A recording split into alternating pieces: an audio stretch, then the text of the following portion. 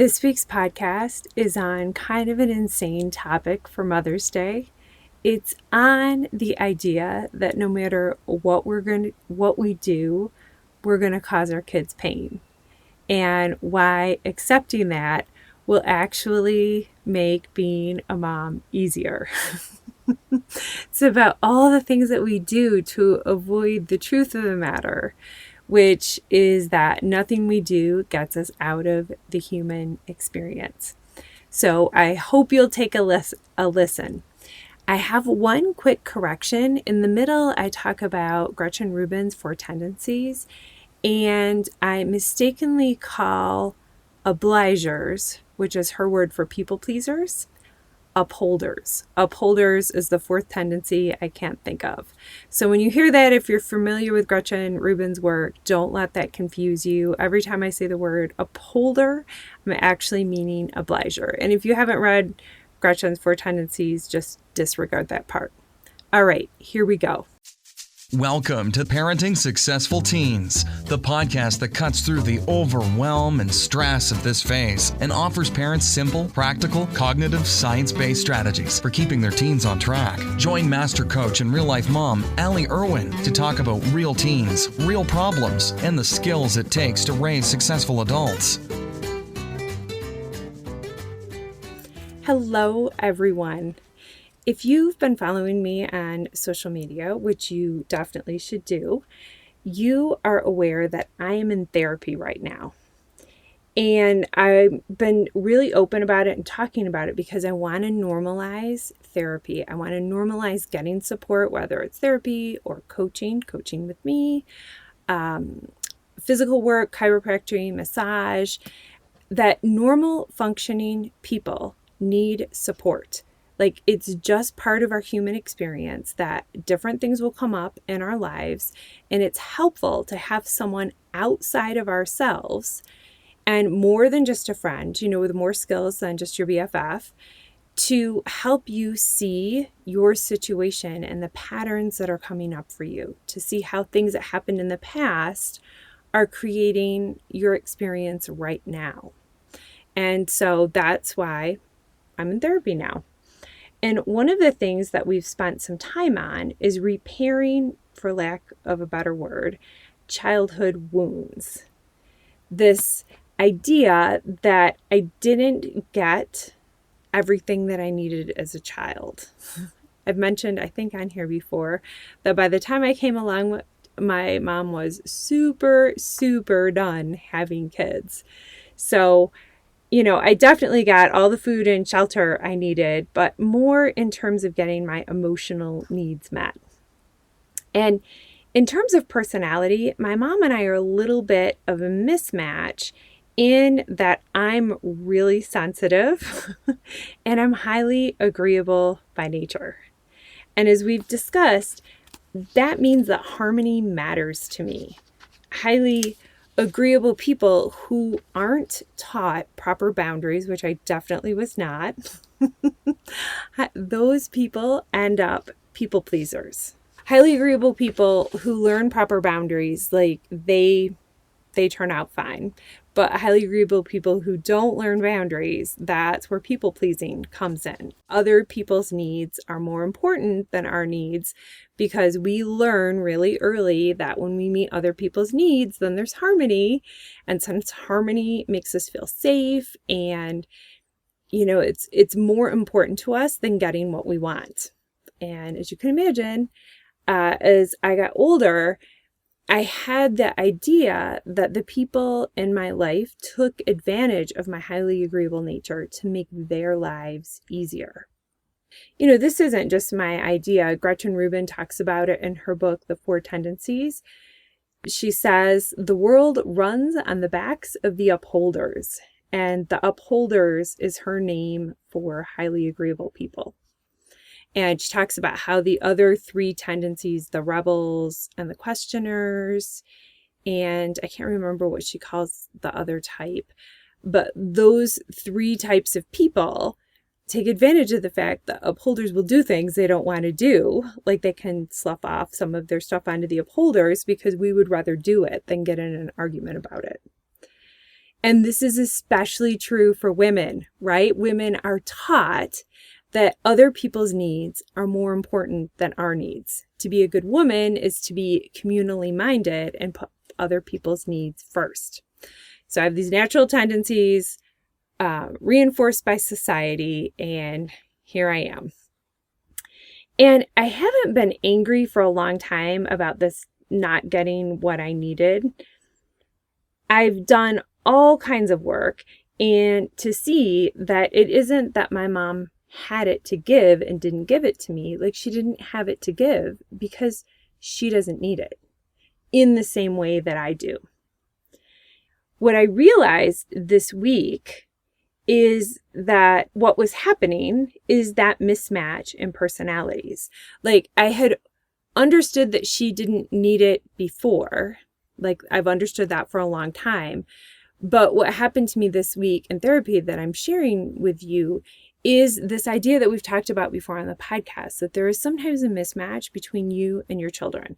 Like, when you are trying to get a low conscientious child to just do their homework and you're a highly conscientious person, it's literally impossible for you to see until you understand how personality works that it's not important to them in the same way that it is to you.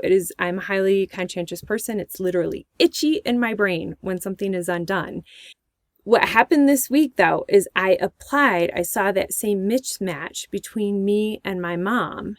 And in that instance, had the felt experience of what that mismatch is probably like for my kids. So I went from the intellectual understanding of nothing is wrong, no judgment, that they are different than I am.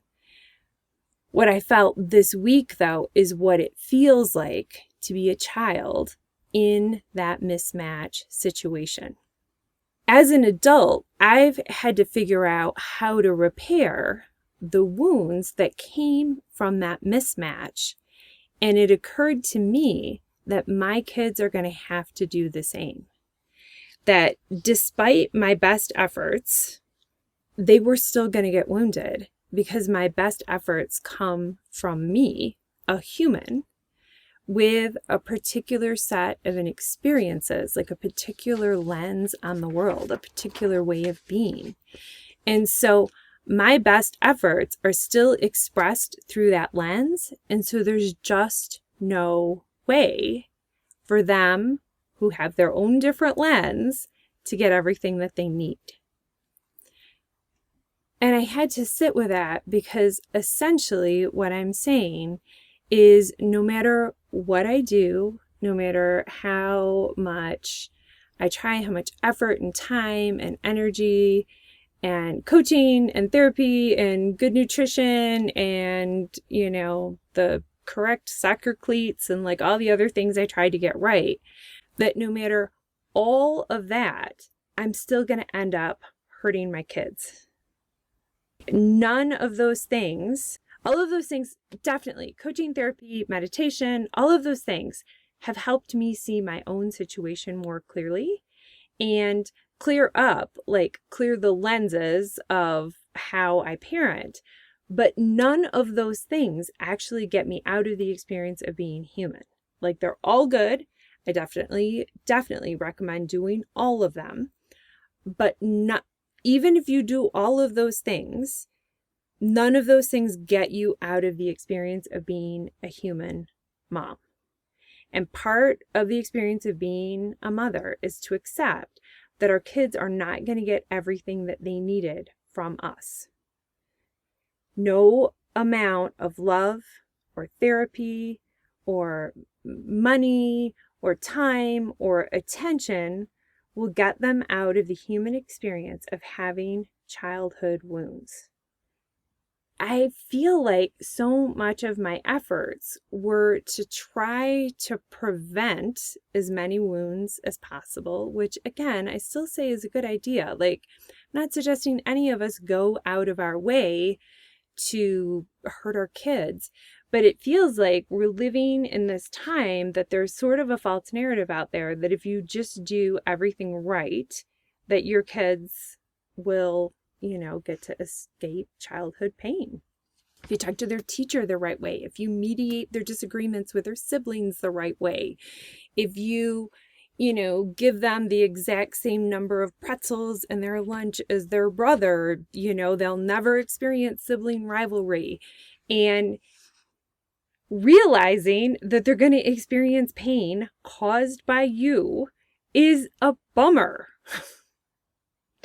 Because part of the allure of parental perfectionism is the siren song that you can control their experience, like that you have the power to spare them childhood pain caused by you. And even though all the beating ourselves up and pushing ourselves and staying up until midnight to assemble all their Christmas toys and all those things you did when they were little, as exhausting as that was, at least we could believe while we were doing it that we were sparing our children pain. And so then to realize that you're just going to cause them pain anyway, what are you left with? It's almost like it is that all of those efforts, all of that perfectionism is designed to distract us from the inevitable that we will cause our children pain. This episode sounds like such a bummer, but it's not, because here is the good news.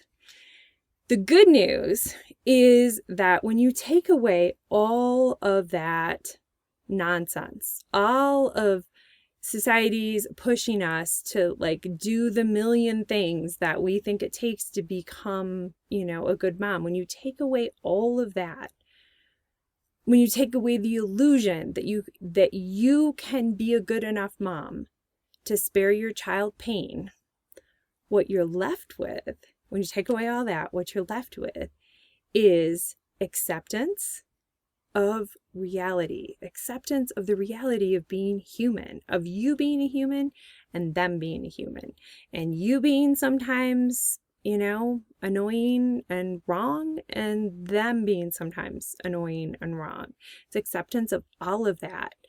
And that acceptance is freedom, right? You can just be yourself. You can rest more often in the feeling that you're a good enough mom exactly as you are, and that nothing more is required except for the very thing that you have in abundance, which is love.